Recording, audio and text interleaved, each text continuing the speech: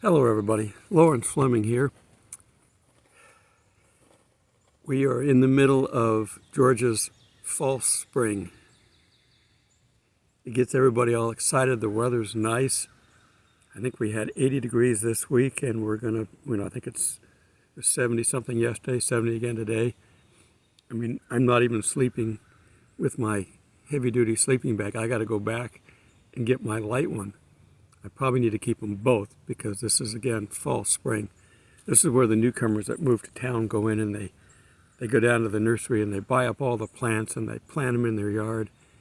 And then we get one more cold spell and it kills off all the plants. The nurseries love it. They make lots of money because then you got to go back and buy them again. Okay, if you live here, you know that you don't plant until after Easter because there's going to be at least one more cold spell, and that's in April this year. And that's an interesting time that I've talked about in the past. It might have some interesting events. But I'm going to jump back into Revelation for a little bit. We're going to talk about the Antichrist, some of the things that are going to happen. I'm still getting some people that chime in that believe that there's only one rapture at the end. Well, if you believe there's only one rapture at the end, we're going to look at all the things that are going to happen coming up, that your loving God, who loves us dearly, would make his people go through and not rapture them until the end? No, can't be. Plus, there's enough other scriptures that you've ignored. We're the restrainer. We've got to be out of the way for the Antichrist. The bowl judgments are the wrath of God. We're not subject to wrath. You cannot have only one rapture. But you're adamant about it. They've drilled it into you. They've cut your head open and crammed it all in and sealed it back up. You look like Frankenstein. And you're as confused about the world as the Frankenstein monster was. Okay. So let me first, we're going to go, before I get into Revelation, we're going to go to 1 John 2:18. And I'm going to read a little bit here. John is the one who writes Revelation, so by having him talk here, this is a kind of a prelude to it. 1 John 2:18, little children, in this the last hour. Yeah. This was written 2,000 years ago. So for everybody who's saying we can't have any pre-trib stuff, they were in the last hour 2,000 years ago. Okay, we'll discuss that part in another video. Okay, in this last hour, as you have heard that the Antichrist is coming. This has got a capital A. A lot of times when they're talking Antichrist, they're little a's. Jesus says there will be many Antichrists and false prophets. And he said they've already have some. When Jesus was here, people pretend to be of God because people put them up on a pedestal if they're from God. And that's the prideful thing. Okay. Even now, many antichrists have come, by which we know it is the last hour. They went out from us, but they were not of us.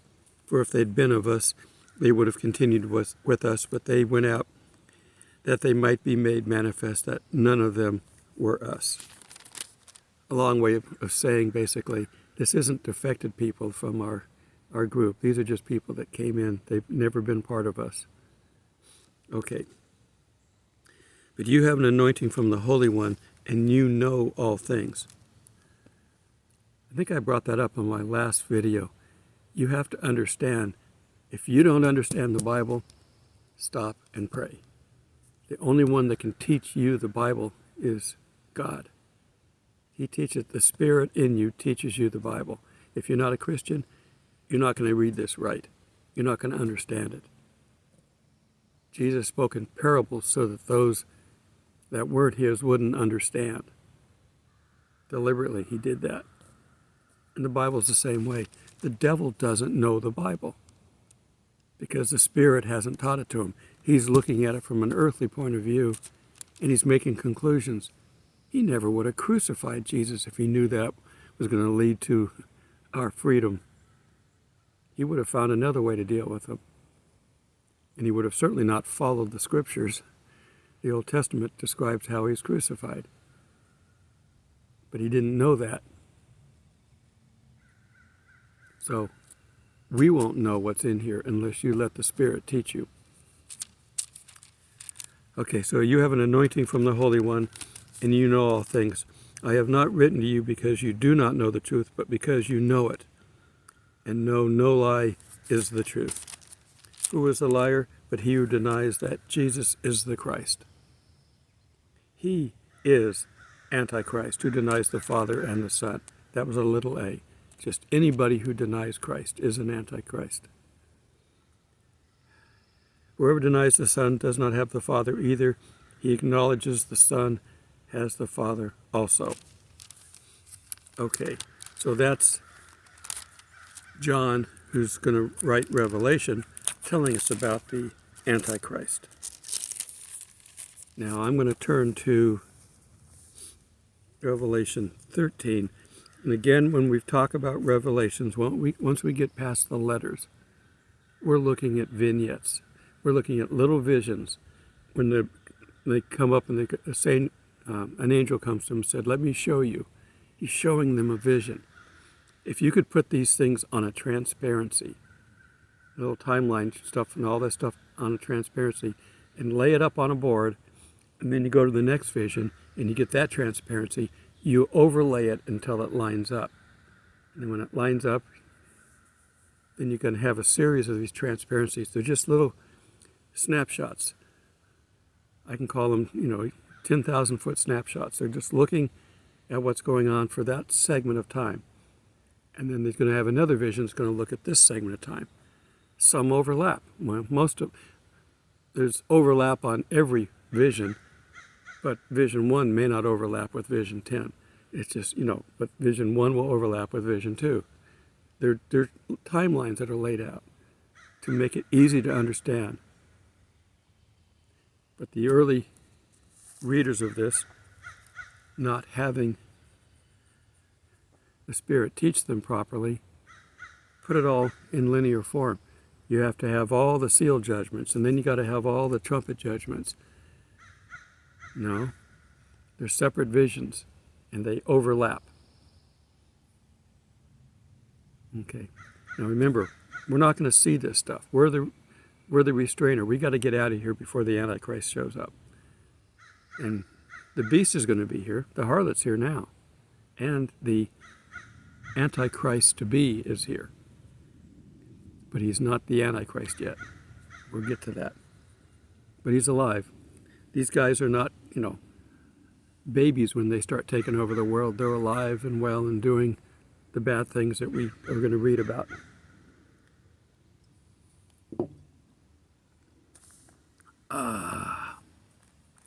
Coffee. I know, it's not even morning time. I don't know what time it is. It's probably 10 o'clock. Well, that's still morning, I guess, 10 or 11. I'm getting hungry. Often I will not eat breakfast because I'm not ready to break the fast yet. You can have liquids on a liquid diet. Just don't go loading them up with everything. Coffee and tea are fine. Clear liquids basically is what you want to have. And you'd be better off if they're diet so there's no sugar in them. Okay, let's turn to Revelation 13. Now, we've already covered Revelation 12 before. So we're talking about Revelation 13. 12 is where, again, that is a vision of the time of tribulation. I don't even like using that. Let's just say the 70th week. They're visions of that. And we've already covered 12. Satan's been cast out of heaven. He is angry. Okay. Do I want to go back and read that? No, we've already covered it. Okay. So let's go to 13:1. Then I stood on the sand of the sea, And I saw the beast rising up out of the sea, having 7 heads and 10 horns, and on his horns 10 crowns. I'm describing the beast here. The Bible is good, because when we get to 17, it's going to explain all this. So I'm not going to explain it now. I'll let the Bible do it. And on his horn 10 crowns, and on his heads a blasphemous name. Now the beast which I saw was like a leopard. His feet were like that of a bear, mouth like that of a lion. The dragon gave him power, his throne and great authority. So this isn't Satan. This is the beast. Satan has multiple names. The beast has multiple names. We've got, let's see, what have we got? Some of the names. Well, Satan, we got Lucifer, Satan, the adversary, being against. He's a liar, a deceiver, all kinds of names for him. Well, the beast has, part of the Antichrist, the beast, the little horn, abomination of desolation, all talk about the Antichrist here. So anyhow, let's get back to this.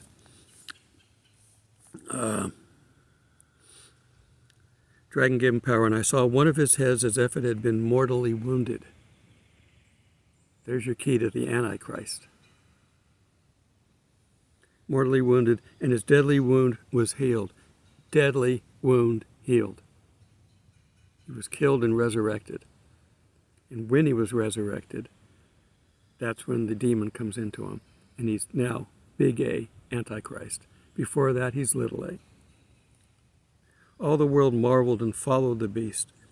So they worshiped the dragon who gave authority to the beast. We're seeing all these satanic churches type things open up now and get out there. We're seeing God reverse that, some of it, by having all these amazing revivals that are going on out there. This is the last stand. Satan's coming out, God's coming out. This is the last stand. But Satan's going to try to attack. In come the rapture. Okay, but let's not get off on too many rabbit holes here. So they worshipped the beast, saying, who is like the beast? Who was able to make war with him? Well, 7 heads, 10 horns. These are people groups. Some kingdoms, some just powerful people. They make up this composite. And he was given a mouth speaking great things and blasphemies, and he was given authority to continue for 42 months.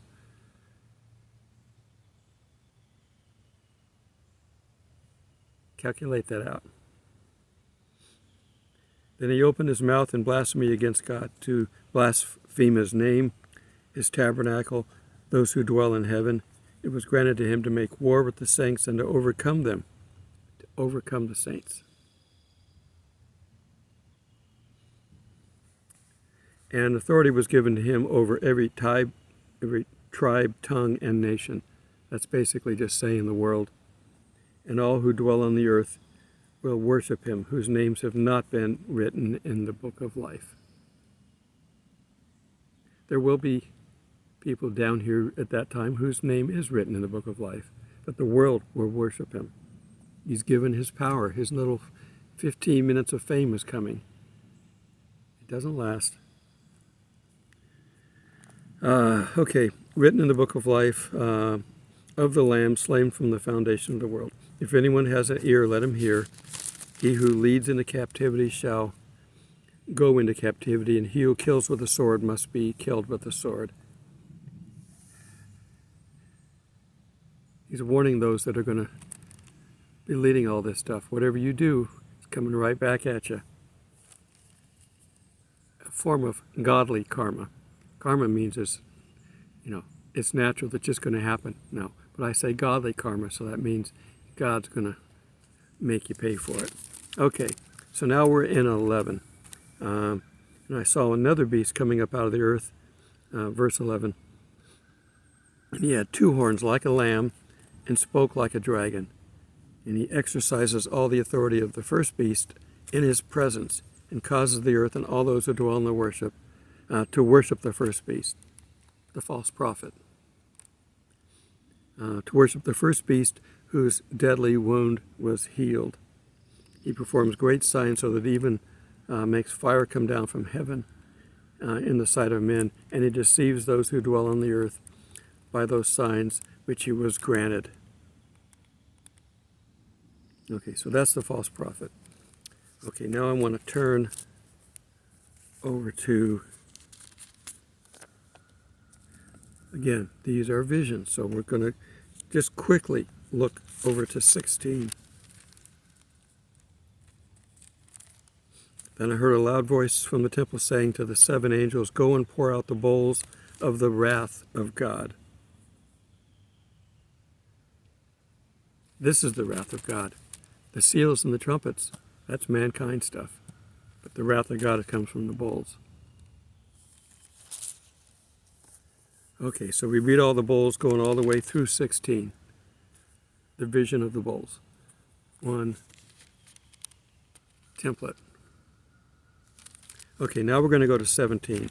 And this is the good part that helps to explain all this. Then one of the 7 angels who had the 7 bowls came up and talked to me. So he's done. Come and I will show you.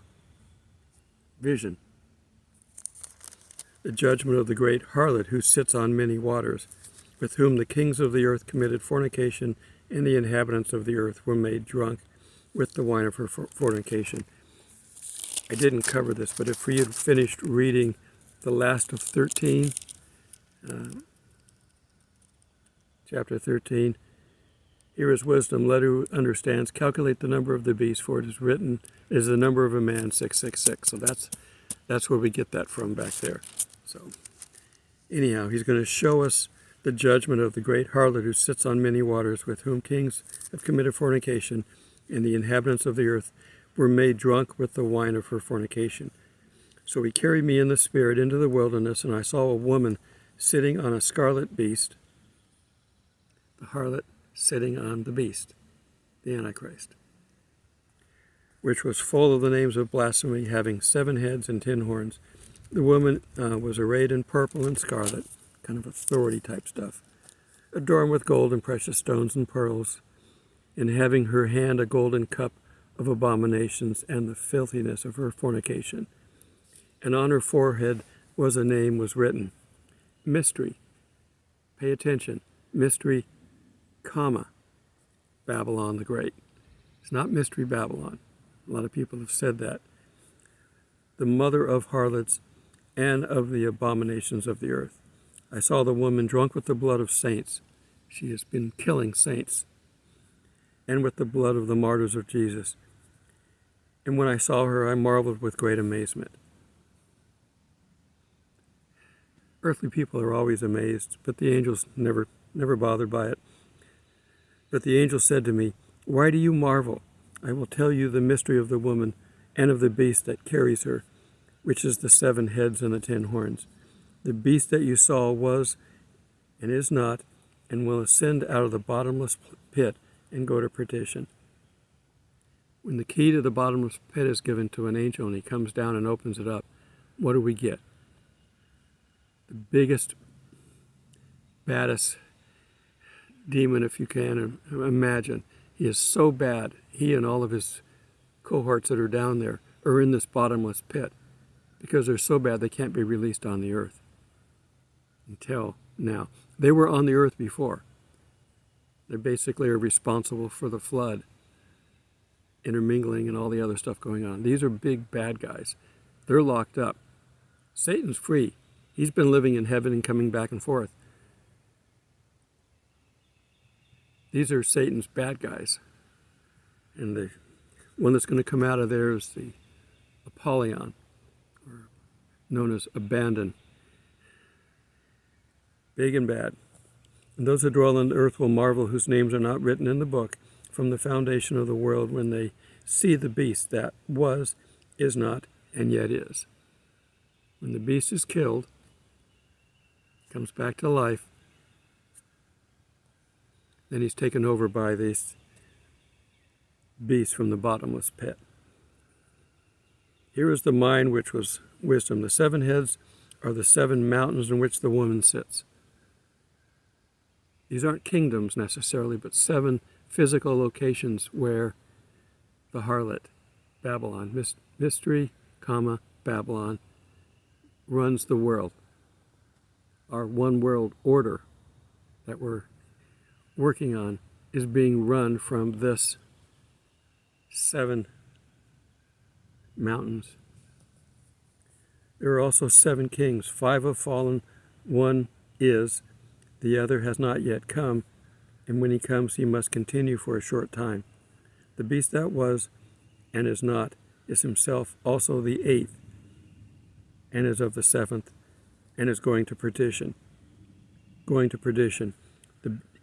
Will ascend out of the bottomless pit back up in 8 and go to perdition. See, it's all tied together. The 10 horns which you saw are the 10 kings that have received no kingdom as of yet, but they receive authority as for 1 hour as kings with the beast. They are of one mind and will be given the power and authority to the beast. These will make war with the Lamb, and the Lamb will overcome them, for he is the Lord of lords and King of kings.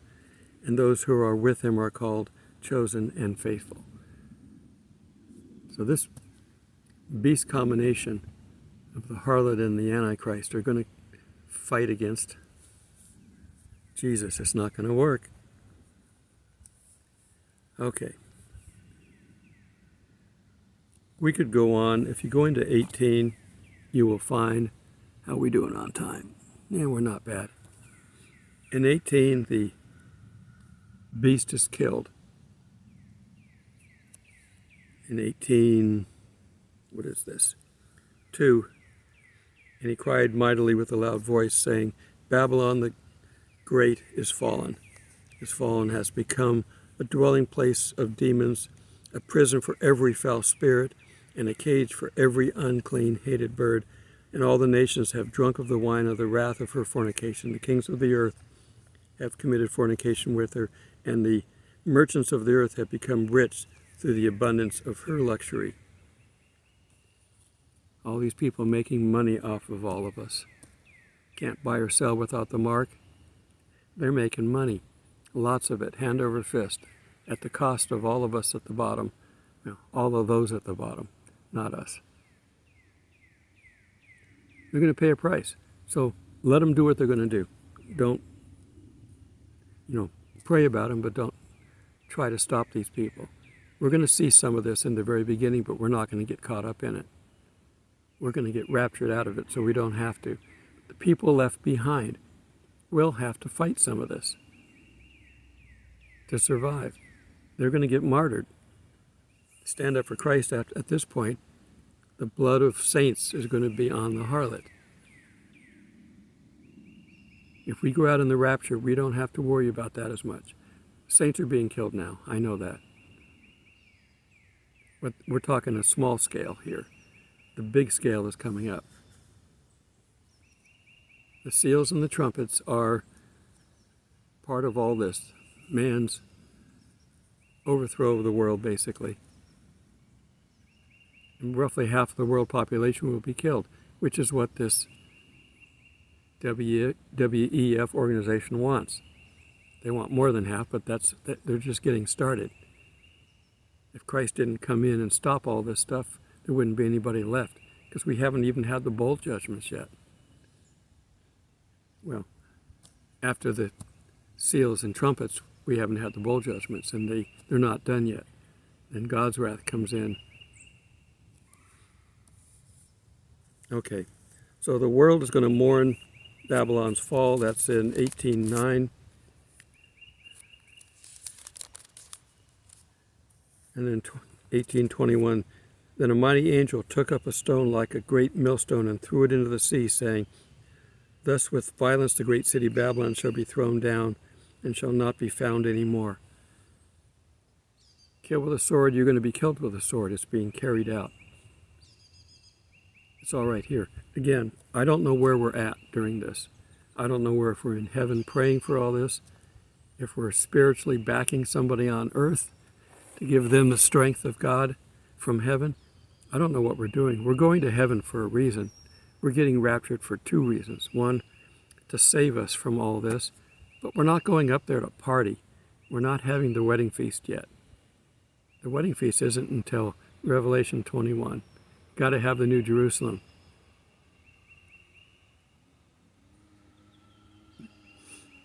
Must have more people coming in. This is such a nice weekend. I'm surprised campsites are not already full. There's been rain, but it's been like, 5 minutes. Boom, one little rain comes over and it rains for 5 minutes and then it goes away and no rain the rest of the day. It makes the weatherman right with their 30 to 40% prediction. Okay. Now, Satan is reading this, but he's not understanding it. If God can confuse the minds of men, he can also confuse the minds of Satan too. It's his creation too.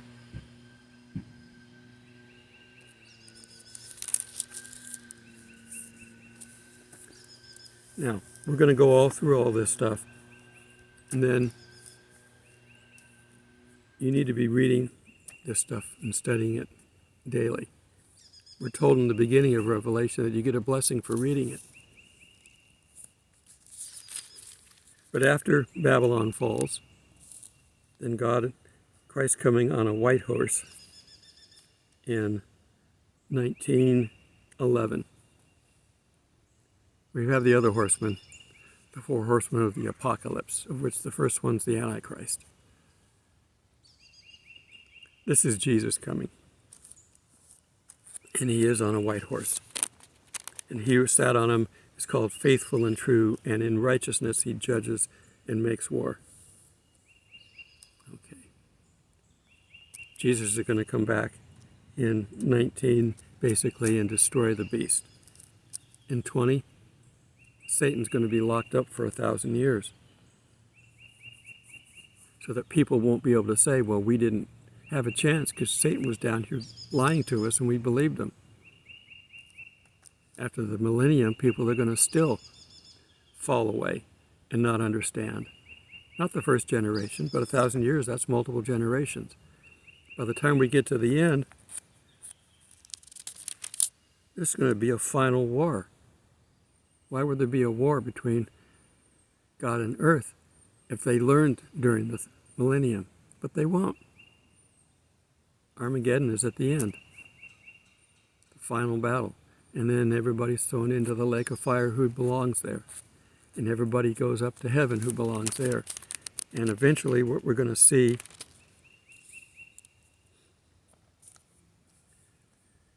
in Revelation 21:9, I'm probably not going to mark all these, there's too many of them. Then one of the 7 angels who had the 7 bowls, he was there before, remember? Bowls filled with the 7 plagues came up to me and talked to me saying, come, I will show you the bride. Another little vision here.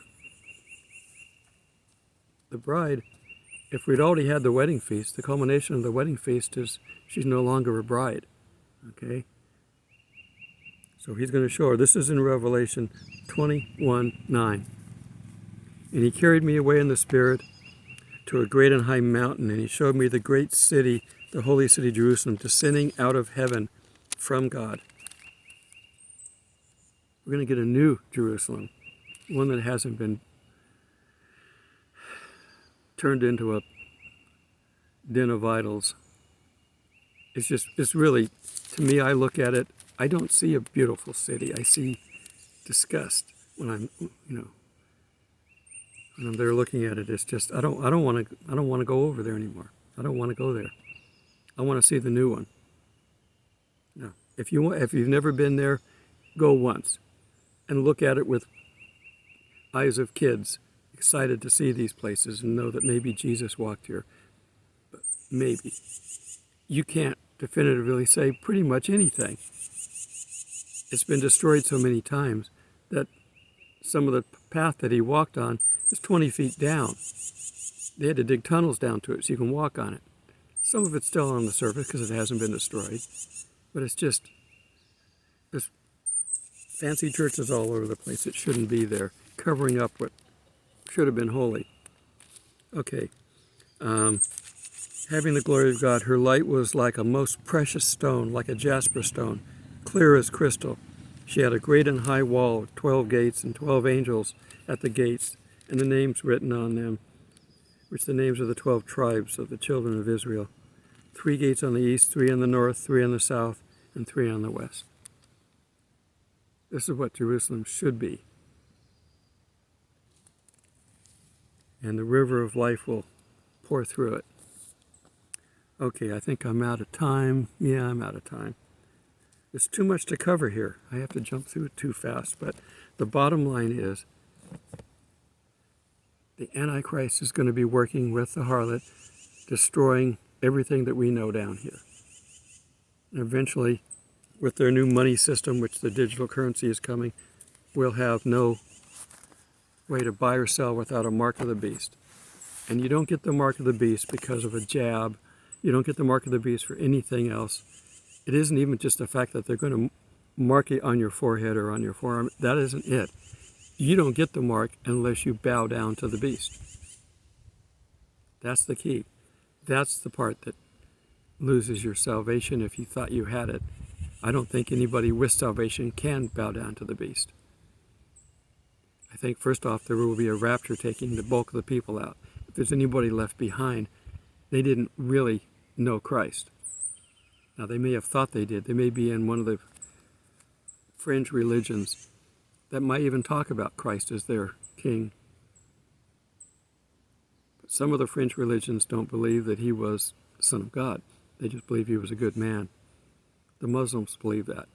He wasn't the Son of God, just a good man, and he's going to come back and lead them. The Jews think he's going to come for the first time and lead them.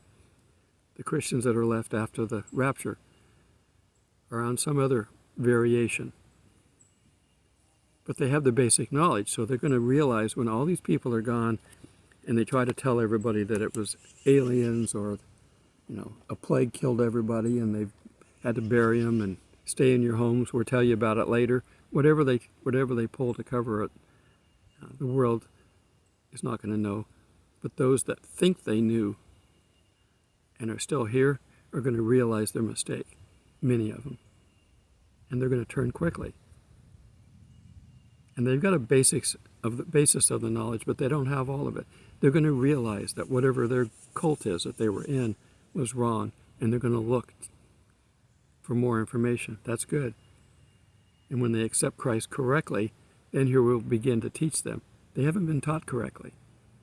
Because you don't need another book to understand the Bible. You only need the Spirit of God to understand the Bible. Okay. I'm tired after this one. I don't like all those things coming. But we don't have to deal with them. But there's a lot of things going to happen on this earth. And God eventually is going to totally destroy it. Heaven and earth are going to be destroyed. He's going to give us a new one and a new Jerusalem. And that's where the wedding feast will be. We're going to all gather together then. Anybody who you may have, I'm assuming everybody's that goes up is going to be able to get with everybody, but we may be working, I don't know. You may not get to meet your loved ones immediately. I don't know how this works, but you will eventually. Because the feast is at the end. When all this is over, then you can celebrate. It's hard to celebrate with all that bad stuff happening. All right. Pre-trib rapture has got to be soon. The next high watch time will be Passover/Easter. It's not the Passover, but Easter could be. Satan would love to disrupt that holiday because he's mad he let it happen in the first place. Okay. Be ready, people. Even though I say it could be, it's Easter, that's over a month away, it still could be imminent any time. We don't have a date. We don't have a time. We just know it's happening. Till we meet in the clouds, God bless. Okay, we have 2 more hamburgers, take 2, cooked on the electric grill this time. You can cook just about anything you want in one of these electric grills.